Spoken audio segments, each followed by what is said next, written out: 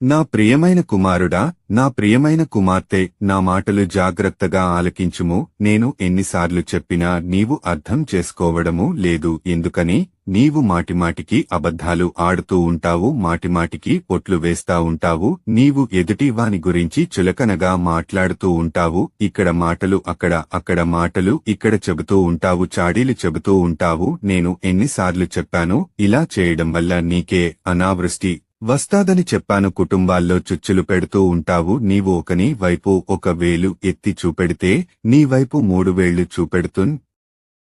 ఇది నీకు తెలుసా? నీవు ఎదుటివాని గురించి తప్పులు పడుతూ ఉంటావు. నీవు చేసే తప్పులు ఎవరికీ తెలియదనుకుంటావు. నేను నిన్ను పరీక్షిస్తున్నానని, చూస్తున్నానని ఎప్పుడైనా గ్రహించావా? హృదయమునుకున్నంత కపటము దేనికీ లేదు. పాముకి కోరల్లో విషము ఉంటే నీకు శరీరమంతా విషము. విషపు మాటలు మాట్లాడుతూ ఉంటావు, విషపు చూపు చూస్తూ